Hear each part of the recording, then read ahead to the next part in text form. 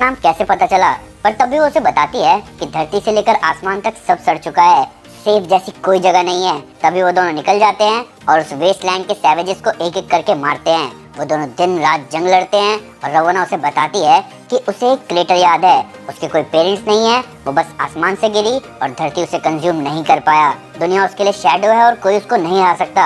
अब सिर्फ कन्क्वेस्ट ही बचा है। वो दोनों और सैवेजेस मारते हैं। तब नेथनियल रवोना को बताता है कि वो उससे प्यार करता है, जिस पर रवोना उसे पटक कर कहती है कि तुम हमारी टेक्नोलॉजी को हमसे ज्यादा समझते हो, तुम्हें हिस्ट्री के बारे में सब पता है और इतनी सारी पावर से तुम सिर्फ मुझे क्लेम करने आए हो। पर मैं वो नहीं हूँ जो तुम सोच रहे हो, मैं तुम्हारी नहीं हूँ, मैं सिर्फ अपनी हूँ। और ऐसा कहकर रवोना चली जाती है। तब नेथनियल उठता है और चुनता है कन्क्वेस्ट को और निकल जाता है अपनी क्रूल सैवेज आर्मी के साथ कन्क्वेस्ट पर। वो थक गया था हार हार के। वो कई जंग लड़ता है, कई जंग जीतता है, पर अब वो अपने असली रंग में आ रहा है। तब अपने कन्क्वेस्ट में वो पहुंचता है एक न्यूरोकाइनेटिक आर्मरी में, एक टाइम शिफ्ट का हर्ट। तब वो उस मशीन को शुरू करता है और जो आवाज उस मशीन से आ रही होती है वो है कैंग कैंग कैंग। और तब नेथनियल बनता है कैंग और वो निकलता है कॉन्कर करने सब कुछ।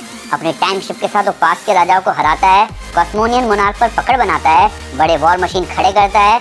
वक्त के अंत में इमॉर्टस से मिलता है जो कि कभी कैंग था, पर वो भी हारता है। उसके आगे कोई चैलेंज था ही नहीं, सिर्फ कन्क्वेस्ट। तब वो वापस अपने समय के 99 इयर्स बाद आता है। उसने सब कुछ कॉन्कर कर लिया था, वो कैंग द कॉन्करर बन चुका था। पर तभी उसके सामने आती है अर्थ की आखिरी फ्री रूलर प्रिंसेस रवोना। कैंग हैरान था, उसे यकीन नहीं हो रहा था कि ऐसा कैसे हो सकता है। 100 साल हो चुके हैं, वो जिंदा कैसे है। कैंग का कमांडर कैंग से पूछता है कि अटैक शुरू करे, जिस पे कैंग कहता है कि नहीं, वापस चलो। कैंग के लोग हैरान थे, उन्हें और कॉन्क्वेस्ट चाहिए था, पर कैंग खुद हैरान था कि सेम आंखों और सेम नाम वाली लड़की बार बार उसके सामने क्यों आ रही है। तब उस पल कैंग प्यार चुनता है और निकल जाता है कुछ अच्छा करने। वो हीरोज के साथ खड़ा होता है, वो हीरो बनता है। उसका जनरल उसे छोड़कर अपनी खुद की आर्मी भी बनाता है। पर रवोना कैंग की सच्चाई देखती है और कैंग जीतता है। पर कैंग को उसका प्यार मिले इससे पहले उसका जनरल बेलटैग रवोना को जान से मार देता है। तभी कैंग रवोना की बॉडी पकड़े देखता है अपने पास्ट सेल्फ को नेथनियल के साथ, पर वो हार नहीं मानता। वो रवोना की बॉडी को प्रिजर्व करके रखता है और उसको उठाता है अपने फाइनल कन्क्वेस्ट को बचाने के लिए। तब वो समय के अंत में जाता है और बनाता है क्रोनोपोलिस। और तब वो क्रोनोपोलिस की पावर से रवोना रेंसलेयर को टाइम से बांध देता है, इन्फिनिट रवोना इन्फिनिट टाइमलाइंस में, जिसका मतलब उसके पास इनफाइनाइट चांसेस है रवोना को बचाने का। ये प्लान जीनियस था, पर जितनी बार वो रवोना के पास जाता उतनी बार रवोना किसी न किसी तरह उससे दूर हो जाती। कभी प्लेग, कभी अनजाने में, कभी वो पहले मर जाती, कभी बाद में। चाहे ईयर 4000 हो या 2001 या 4998 या 31248 या 2920 या 3423 या 2027, पर 7634 में रवोना उसके सामने आती है उस पर अटैक करने।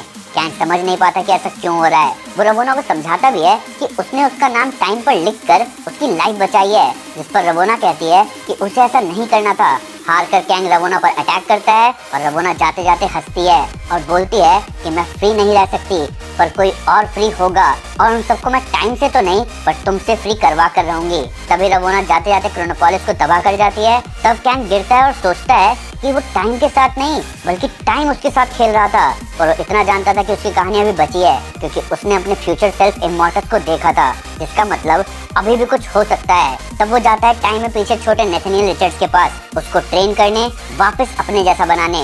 पर नेथनियल फिर वही घाटी ढूंढता है। कैंग उस घाटी को खत्म करने जाता है और जब वो एल्डर को मारता है तब वो देखता है कि वो एल्डर कोई और नहीं बल्कि रवोना ही है। तभी छोटा नेथनियल फैसला करता है कैंग को धोखा देने का, पर ये नेथनियल का फैसला नहीं था, ये कैंग का ही किया धरा था। तब नेथनियल जाने के बाद कैंग अपना इमॉर्टस सूट पहनता है और उठता है समय से ऊपर और कहता है नेवर एवर लव। क्योंकि लोकी सीरीज में रवोना रेंसलेयर को देखा था, वो भी नहीं जानती थी कि ही हू रिमेन्स ने उसे वहाँ क्यों रखा था, पर वो इसका पता लगाने निकली है। दूसरी तरफ ही हू रिमेन्स की बात करें तो उसने अपनी डेस्टिनी एक्सेप्ट कर ली है और रवोना को अपने इतने ही पास रखा है जितना रख सकता है। तो क्योंकि उसने अपनी डेस्टिनी एक्सेप्ट कर ली है इसीलिए वो शांत है, क्योंकि उसको पता है कि क्या होगा, उसे पता है कि क्या हो चुका है और उसने फैसला किया है सब कुछ चलने देने का। अभी हम क्वांटमेनिया के कैंग की तरफ देखें तो वो बेचैन है नेथनियल की तरह अपनी डेस्टिनी को बदलने के लिए। अब इसमें ईवल और गुड वाली बात करें तो जो सेंटिएंट टाइम को कंट्रोल करने के छलावे में जी रहा है वो दूसरों को ऐसे ही ट्रीट करेगा जैसे कोई इंसान चींटियों को देख रहा हो।